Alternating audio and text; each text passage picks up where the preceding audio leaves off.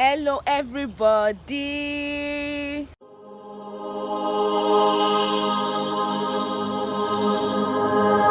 Hello and welcome dear viewers.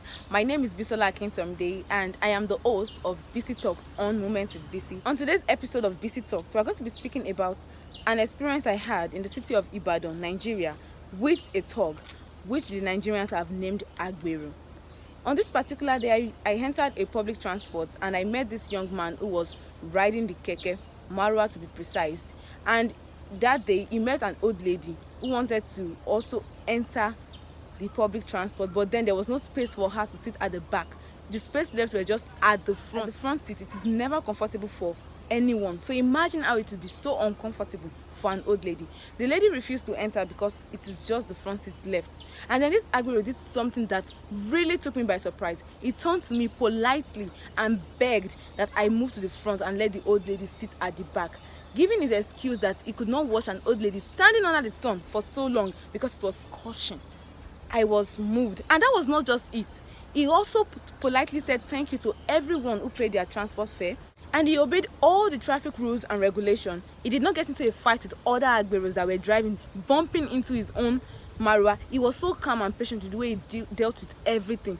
This was very surprising to me. I was like, I've entered other transport, other public transport, and I see the way they act. They are all crazy, angry, always furious, and wanting to pick a fight at every given opportunity. So what is so different about this guy? It made me think that, who was this guy? Why was he so different from every other Agbero I've met in my life? And then I began to think, I think I have it all wrong. I must have judged just like every other person. I mean, we keep on judging a book by its cover, but it's more than that, right? It should be deeper than that. And I felt like the society have done wrong because there are circumstances that make these people. And today's episode, we're going to be analyzing those circumstances. Circumstance number one, poverty. You see, poverty is something that has eaten deep into the roots of Nigeria, even Africa as a whole. I mean, when there is money, I don't think there is any reason for me to live in the slum. Or when there is money, I don't think there is any reason for me to fight, to have to survive every single day. But then poverty is something that we are already accepting as normal in the society. And what do you expect young people born in poverty or people that are fighting with abject poverty? They would have to survive one way or the next other. Circumstances that I will be talking about is slum life survival. Have you been to the slum? If you've been there, you would know how hard it is for these people, how hard it is for them to survive every single day. They have to go through the horrors of bullies. They have to survive to get money every day, and even sometimes these bullies in their environment take this money from them. You don't expect them not to be able to protect themselves, so they do in return. They become violent. They take violence as a weapon to fight against these bullies in the slum that they have to subject. The next circumstance on my list is the society. There is a way the society has pegged these people, I'm talking about the Agberos and the touts, as people that we should have nothing to do with, people we should not mix with, people we should not meddle in their business at all. In fact, there is a way they will portray them as people we should fear.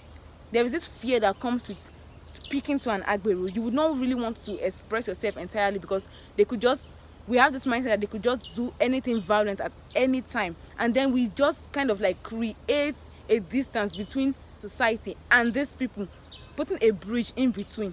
It really makes me wonder, if the society has done this, what of those that are open for change? Will the society really see the change in them? The next one is low self-esteem. I mean, these people, most of them were born in the slum and they've seen how it goes for every single one of them. There must have been generations of people like them in the slum and they've all lived. And did they get any better? No.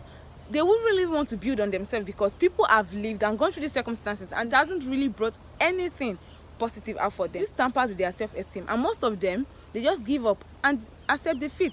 It's the way they were born and they accept it that way. So the last but not the least circumstances on my list is ignorance.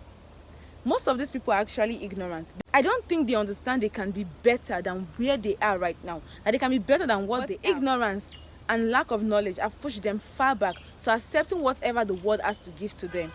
On my final note, I would say the society has a large impact on what the world has termed these people to be as touts and thugs. But I believe that we can make the world a better place because change begins with us. We should not be too quick to judge a book by its cover.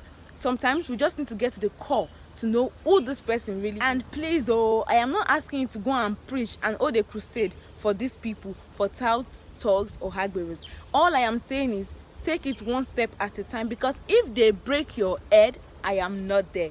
Thank you for joining us on today's episode. Once again, I am Bisola Akintomide, and this is BC Talks on Moments with BC. Don't forget to subscribe, like, share, and comment on this episode. Thank you. See you next week. Bye.